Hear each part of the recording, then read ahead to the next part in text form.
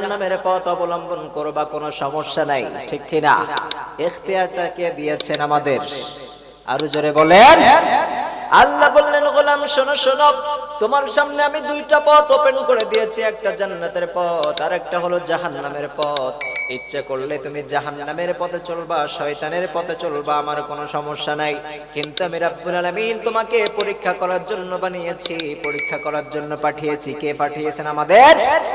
আল্লাহ বললেন, আল্লাযী খালাকাল মাউতা ওয়াল হায়াতা লিয়াবলুয়াকুম আইয়ুকুম আহসানু আমালা ওয়া হুয়াল আজিজুল গফুর। রব্বুল আলামিন বললেন, গোলাম হায়াত এবং মওতের মধ্যখানে একটা সময় আছে না নাই? হায়াত এবং মওতের মধ্যখানে একটা সময় আমি তোমাকে বেঁধে দিয়েছি। জন্ম থেকে মৃত্যু পর্যন্ত যে সময় একটা দিয়েছি, এই সময়ের মধ্যে তোমার পরীক্ষা দেওয়া লাগবে। পরীক্ষাটা নিবেন কে? আরো জোরে বলেন, কে নিবেন? আমরা পরীক্ষা দিতে প্রস্তুত আছি তো সবাই? সাইয়েদনা ইব্রাহিম পরীক্ষা দিয়েছেন, পাশ করেছেন না ফেল করেছেন? কথা বলেন। প্রত্যেকটা পদে পদে তিনি পরীক্ষা দিয়েছেন, প্রত্যেকটা স্টেপে স্টেপে পাশ করেছেন না ফেল করেছেন? প্রথম পরীক্ষা দিয়েছেন, রবকে সে একা নিজে নিজেই চিনেছেন। রবকে সর্বপ্রথম সে নিজে নিজেই চিনেছেন। কেউ তাকে কি চিনে দিয়েছে নাকি? কথা বলেন। সর্বপ্রথম যখন সূর্য উদিত হলেন, তিনি মনে করলেন এটাই মনে হয় আমার রব, এটা কি ইবাদত করব। আবার একটা দল আছে, তারা সূর্যকে পূজা করে, আছে না নাই? কথা বলেন না কেন? চন্দ্রকে পূজা করে, আছে না নাই? দেব দেবীকে পূজা করে, আছে না নাই? কথা বলেন। মূর্তিকে পূজা করে, আছে না নাই? সাপকে পূজা করে, আছে না নাই?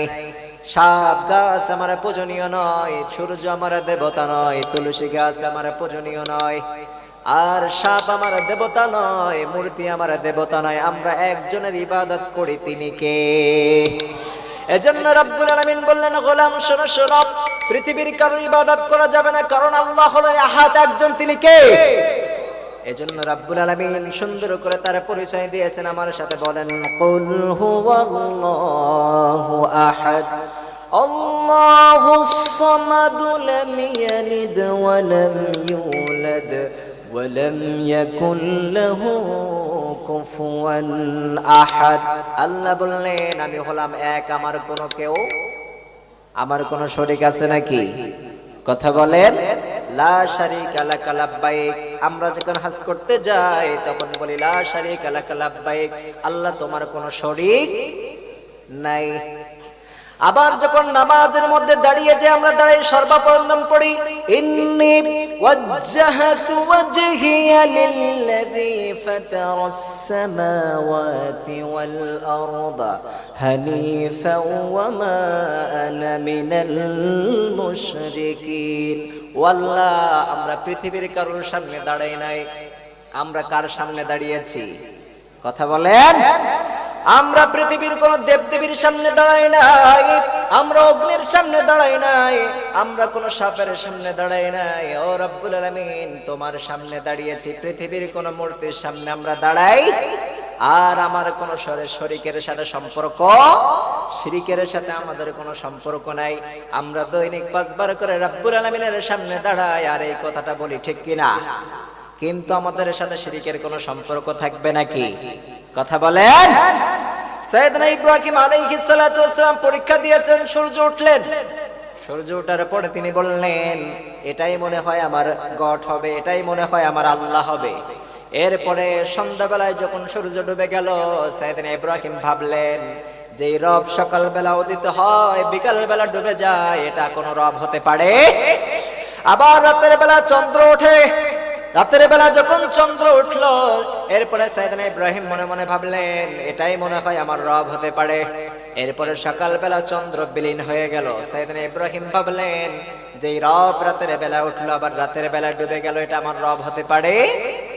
এরপরে একের পর এক যখন সব বৃথা যাচ্ছে, তখন উনি ভাবলেন, যিনি সূর্য উঠাচ্ছেন, যিনি চন্দ্র উঠাচ্ছেন, যিনি রাত দিচ্ছেন, যিনি দিন দিচ্ছেন, যিনি গোটা পৃথিবীরা সৃষ্টি করেছেন, পৃথিবীর কোনো কিছু আমার রব হতে পারে না। যিনি সবকিছু একত্রিত ভাবে মেনটেন করে চলেছেন, তিনি হলেন আমার রব, ঠিক কিনা? আমাদের রব কয়জন? আরো জোরে বলেন, আমাদের রব কয়জন? একজন। তিনি কে? একটু ডাক দেন তো, ইয়া আল্লাহ। আবার হৃদয় থেকে ডাক দেন, ইয়া আল্লাহ। তৃতীয়বার জবান খুলে ডাক দেন, ইয়া আল্লাহ। যুবক কারা কারা এসেছে?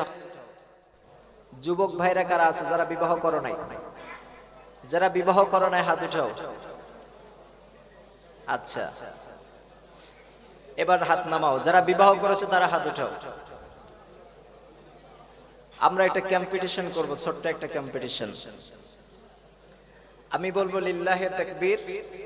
সর্বপ্রথম যারা বিবাহ করো নাই তারা বলবা আল্লাহু আকবার। রাজি আছো? কে জিতে দেখা যাবে আজকে? বিবাহিতরা জিতে নাকি অবিবাহিত যারা তারা জিতে যায়? রাজি আছেন? রাজি আছেন তো সবাই? গলা অনেকে কেশে নিচ্ছে। আচ্ছা ঠিক আছে, দেখা যাবে কারা কম্পিটিশনে জিতে যায়। যুবক যারা প্রস্তুত আছো তোমরা? রেডি? সব যুবকরা রেডি হয়েছো? লিল্লাহি তাকবীর। মাশাআল্লাহ। এবার যারা বিবাহ করেছেন, আমাদের চট্টগ্রামে একটা ভাষা আছে, যারা বিবাহ করেছেন তাদেরকে বলা হয় বিয়াতা, আর যারা বিবাহ করে নাই তাদেরকে বলা হয় আবিয়াতা। আচ্ছা, যারা আবিয়াতা তাদের শেষ, এবার যারা বিয়াতা তাদের শুরু। ঠিক আছে? বিবাহ করেছেন যারা তারা রেডি আছেন? লিল্লাহি তাকবীর।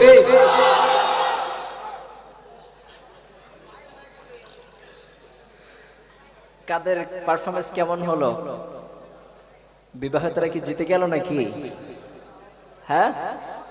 যুবকদের গলায় কি জোর কম হয়ে গেল? হ্যাঁ? দ্বিতীয়বার কোনো চান্স নাই। সবাই মিলে এবার তিনবার। রাজি আছেন?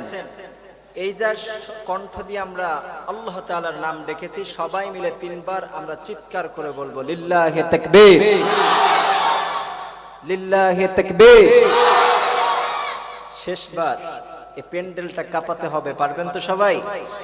লিল্লাহি তাকবীর। আল্লাহ তাকবীর গুলোকে কবুল করে পড়ে না আমিন। আরো জোরে পড়ে না আমিন। তাহলে আমরা কি শুনতে এসেছি? এই কোরআন থেকে আমরা সবকিছু ওপেন করব। কোরআন থেকে সুন্দর করে আমরা ব্যাখ্যা বিশ্লেষণ শুনবো ইনশাআল্লাহ। তাহলে এই কোরআনটা কি জন্য এসেছে আমাদের কাছে?